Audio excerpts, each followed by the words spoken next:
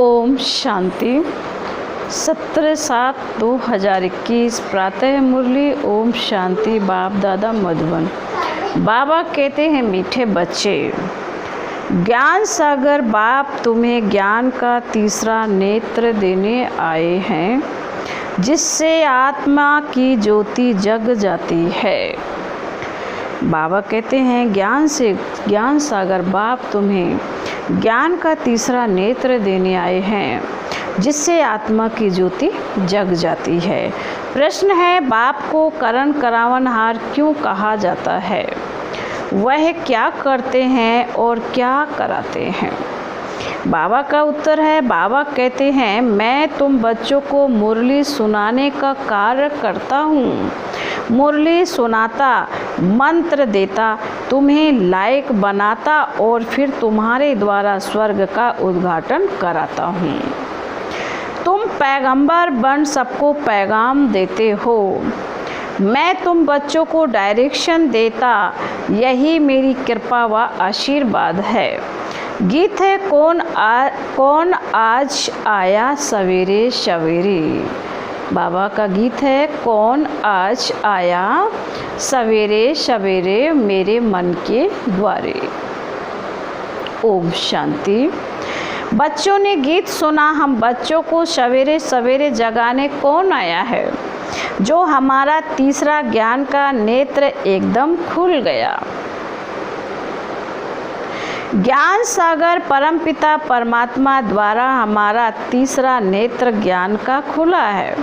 कहते भी हैं, बाप ज्योति जगाने वाला है, परंतु वह बाप है यह कोई नहीं जानते। ब्रह्मा समाजी कहते हैं वह समा है, ज्योति है। मंदिर में हमेशा वह ज्योति ही जगाते हैं, क्योंकि वह परमात्मा को ज्योति स्वरूप मानते हैं, इसलिए वहाँ मंदिर में दीवा जगाते ही रहते हैं। अब यह बाप कोई माचिस से दीवा नहीं जगाते हैं। बाबा कहते हैं, मंदिर में दीवा जगाते रहते हैं कि परमात्मा ज्योति ज्योत है। बाबा कहते हैं, बाप कोई माचिस से दीवा नहीं जगाते हैं। बाबा कहते हैं, यह तो बात ही न्यारी है, गाया भी जाता है, ईश्वर की गतमत न्यारी। तुम बच्चे अब समझते हो, बाप सद्गति के लिए आकर ज्ञान योग सिखाते हैं। सिखलाने वाला तो जरूर चाहिए ना, शरीर तो नहीं सिखलाएगा। आत्मा ही सब कुछ करती है, आत्मा में ही अच्छे बुरे संस्कार रहते हैं। इस समय रावण की प्रवेशता के कारण मनुष्यों के संस्कार भी बुरे हैं, अर्थात 5 विकारों की प्रवेशता है। देवताओं में यह 5 विकार होते नहीं। भारत में जब देवी स्वराज्य था तो यह बुरे संस्कार नहीं थे, सर्वगुण संपन्न थे। कितने अच्छे संस्कार थे देवी देवताओं के, जो अभी तुम धारण कर रहे हो। बाप ही आकर सेकंड में सर्व को सद्गति देते हैं। बाकी गुरु गोसाई आदि यह तो भक्ति मार्ग में चलते आए हैं, जो एक की भी गति सद्गति नहीं कर सकते। बाप के आने से ही सर्व की सद्गति होती है। बाबा कहते, परम पिता परमात्मा को बुलाते ही हैं, इसलिए कि आकर पतित दुनिया का विनाश कर पावन दुनिया का उद्घाटन करो, वह दरवाज़ा खोलो। बाप आकर गेट खुलवाते हैं। शिव शक्ति माताओं द्वारा वंदे मातरम गाई हुई है। इस समय की कोई भी माता की वंदना नहीं की जाती है, क्योंकि कोई भी श्रेष्ठाचारी माता नहीं है। श्रेष्ठाचारी उनको कहा जाता है जो योग बल से पैदा हो। लक्ष्मी नारायण को श्रेष्ठाचारी कहा जाता है। बाबा कहते हैं, भारत में देवी देवता जब थे तो भारत श्रेष्ठाचारी था। इन बातों को मनुष्य तो जानते ही नहीं, वह अपने ही प्लान बना रहे हैं। गांधी जी राम राज चाहते थे, इससे सिद्ध है कि रावण राज्य है, भारत पतित है, परंतु राम राज स्थापन करने के लिए तो बेहद का बापूजी चाहिए। बाबा कहते जो राम राज की स्थापना और रावण राज्य का विनाश करे। बच्चे जानते हैं रावण राज्य को अब आग लगनी है। सभी आत्माएं अज्ञान अंधेरे में सोए हुए हैं। तुम जानते हो हम भी सोए हुए थे, बाप ने आकर जगाया है। भक्ति की रात पूरी हुई, दिन शुरू होता है। रात पूरी हो, अब दिन हो रहा है, बाप संगम पर आया हुआ है। फिर बाबा कहते हैं बच्चों को दिव्य दृष्टि और ज्ञान का तीसरा नेत्र देते हैं, जिससे तुम सारे विश्व को जान चुके हो। बाबा कहते तुम्हारी बुद्धि में बैठा हुआ है कि यह बना बनाया अविनाशी ड्रामा है जो फिरता ही रहता है। अभी तुम कितना जाग गए हो, सारी दुनिया सोई हुई है। अभी तुम बच्चों को सारे विश्व के आदि मध्य अंत, मूल वतन, सूक्ष्म वतन, स्थूल वतन का पता है। बाकी सारी दुनिया कुंभकर्ण की अज्ञान नींद में सोई हुई है। यह किसी को पता नहीं है कि पतित पावन कौन है। पुकारते हैं हे पतित पावन आओ, यह नहीं कहते कि आकर सृष्टि के आदि मध्य अंत का राज समझाओ। बाप कहते हैं तुम इस सृष्टि चक्र को समझने से ही चक्रवर्ती राजा बनते हो, याद से ही पावन बनते हो। यह भी जानते हो विनाश सामने खड़ा है, लड़ाई भी होनी है। बाकी कौरवों पांडवों की लड़ाई नहीं हुई। पांडव कौन थे यह भी किसी को पता नहीं है। सेना आदि की कोई बात ही नहीं, तुम्हारी तरफ है साक्षात्कार। पारलौकिक परम पिता उस बाप से ही वर्षा मिलता है। बाबा कहते पारलौकिक परम पिता परमात्मा उस बाप से ही वर्षा मिलता है। फिर बाबा कहते तुम जान गए हो कृष्ण की आत्मा 84 जन्म भोग अब फिर बाप से वर्षा ले रही है। वर्ल्ड की हिस्ट्री ज्योग्राफी रिपीट होती है। अब तुम बच्चों को विनाश के पहले सतो प्रधान जरूर बनना है। फिर बाबा कहते हैं गृहस्थ व्यवहार में रहते कमल फूल समान पवित्र रहना है। यह एक जन्म पवित्र बनो, पास्ट इज पास्ट। यह तो ड्रामा में नूद है। सृष्टि को सतो प्रधान बनना ही है, यह ड्रामा की भावी है। ईश्वर की भावी नहीं, ड्रामा की भावी ऐसी बनी हुई है। सो बाप बैठ समझाते हैं। आधा कल्प जब पूरा होता है तब बाप आते हैं और बाप कहते हैं जब रात पूरी हो दिन शुरू होता है तब ही मैं आता हूँ। शिवरात्रि बाबा कहते शिवरात्रि भी कहते हैं ना, शिव के पुजारी शिवरात्रि को मानते हैं। गवर्नमेंट ने तो हॉलीडे भी बंद कर दिया, नहीं तो कम से कम 1 मास हॉलीडे चलनी चाहिए। कोई को भी पता नहीं शिव बाबा सर्व की सद्गति करने वाला है, वही सर्व का दुख हरता सुख करता है। उनकी जयंती तो बड़े धूमधाम से 1 मास सब धर्म वालों को मनानी चाहिए, खास भारत।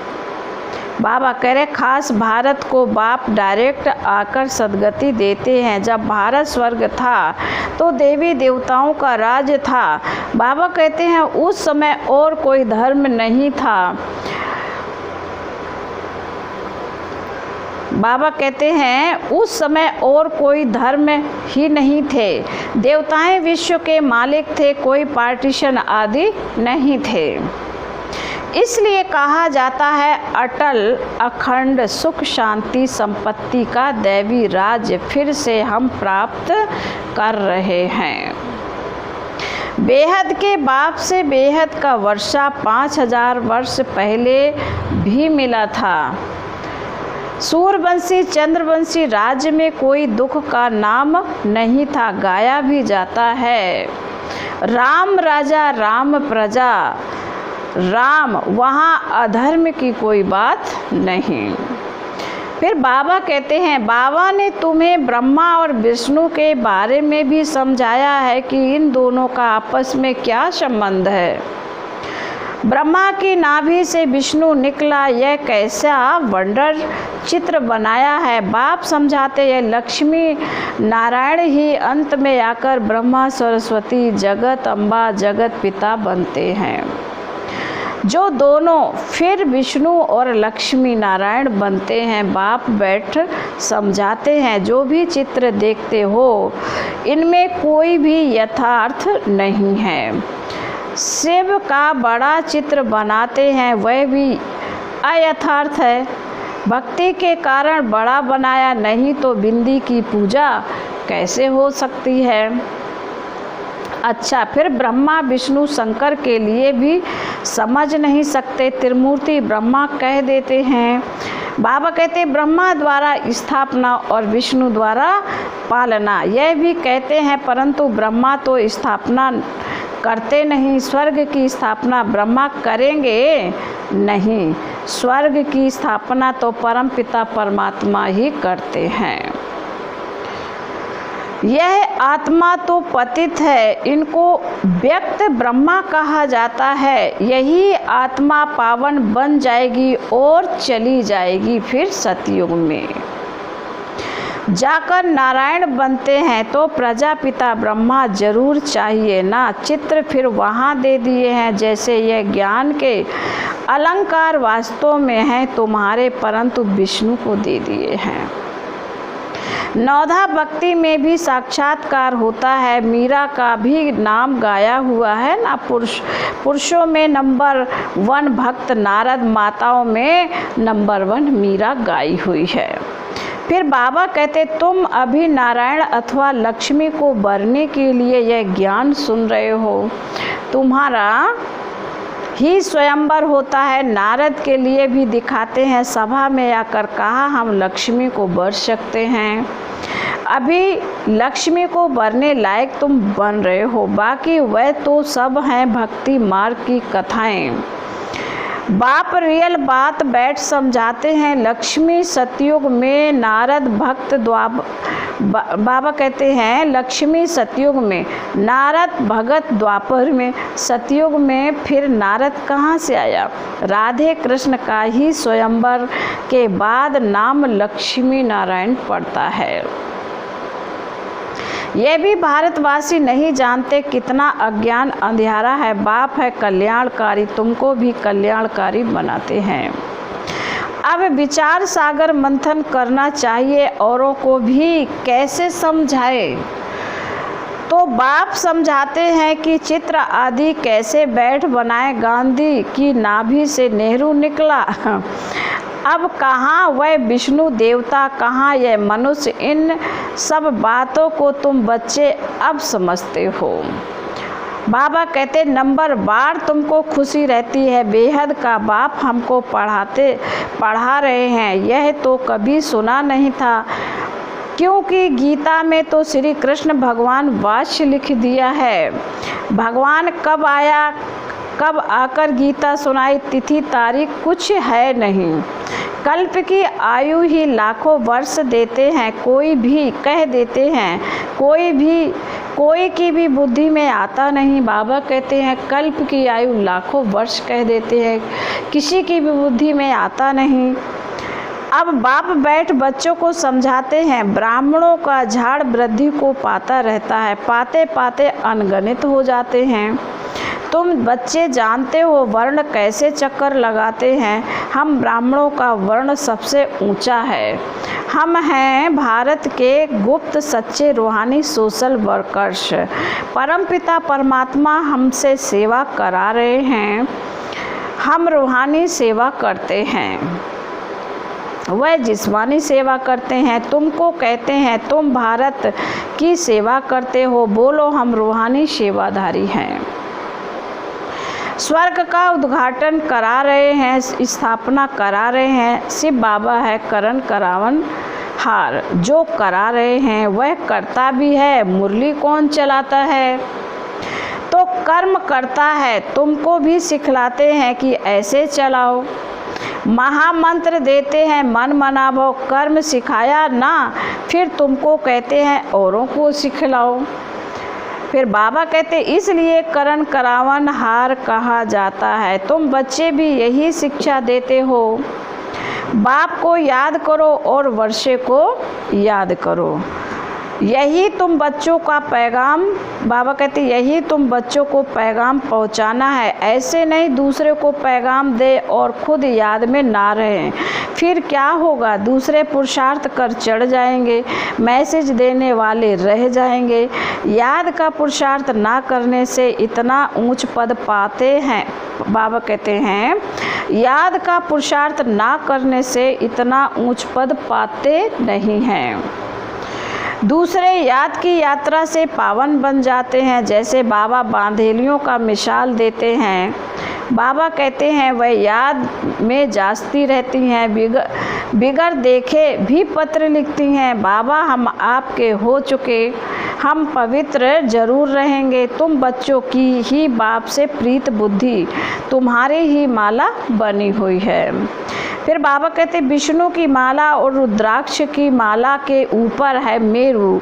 माला उठाते ही पहले फूल और 2 दाने हाथ में आते हैं, उनको नमस्कार करते हैं। बाबा कहते हैं फिर है माला, तुम भारत को स्वर्ग बना रहे हो तो यह माला तुम्हारा ही यादगार है। बाप ने यह गीता ज्ञान यज्ञ रचा, इसमें सारी पुरानी दुनिया स्वाहा होगी। बाप है मोस्ट बिलवेट फादर, तुमको भविष्य के लिए सदा सुख का वर्षा देते हैं। 21 जन्म के लिए जिन्होंने कल्प पहले वर्षा लिया वह जरूर आएंगे। ड्रामा प्लान अनुसार बाप कहते हैं बच्चे सुख धाम चलना है तो पवित्र बनना है। मेरे को याद करो, मांगना कुछ भी नहीं कि कृपा करो व मदद करो, नहीं, हम तो सबको मदद करते हैं, पुरुषार्थ तो तुमको करना है। बाबा कहते आशीर्वाद की बात नहीं है। बाप कहते मामेकम याद करो, याद करना तुम्हारा काम है और डायरेक्शन देना यही कृपा है। बाकी तो भल खाओ पियो घूमो फिरो, तुम्हें पवित्र भोजन ही खाना है। हम देवी देवता बनते हैं, वहाँ प्याज आदि थोड़े ही होगा, यह सब यहाँ छोड़ना है, यह चीज़ें वहाँ होती नहीं, बीज ही नहीं है। बाबा कहते बीज ही नहीं है। जैसे सतयुग में बीमारी आदि होती नहीं, अभी देखो कितनी बीमारियाँ निकली हैं, वहाँ तमोगुणी कोई चीज़ होती नहीं, हर चीज़ सतो प्रधान। यहाँ देखो मनुष्य क्या क्या खाते हैं। अब बाप बच्चों को कहते हैं मुझे याद करो और संग तोड़ मुझ संग जोड़ो तो तुम पावन बन जाएंगे। फिर बाबा कहते अच्छा, मीठे मीठे शिकीले दे बच्चों प्रति माता पिता बाप दादा का याद प्यार और गुड मॉर्निंग। रूहानी बाप की रूहानी बच्चों को नमस्ते। हम रूहानी बच्चों की रूहानी बाप दादा को याद प्यार और गुड मॉर्निंग, नमस्ते नमस्ते नमस्ते। ओम शांति ओम शांति ओम शांति। धारणा के लिए मुख्य सार पहली पॉइंट है, बाबा कहते हैं पास्ट इज पास्ट, जो बीता उसे भूलकर गृहस्थ व्यवहार में रहते सतो प्रधान बनने का पुरुषार्थ करना है। विनाश के पहले पावन जरूर बनना है। नंबर 2, भारत को स्वर्ग बनाने की सच्ची सेवा में तत्पर रहना है। खान पान बहुत शुद्ध खाना है, पवित्र भोजन ही खाना है। बाबा कहते खान पान बहुत शुद्ध रखना है, पवित्र भोजन ही खाना है। फिर बाबा का वरदान है आज का।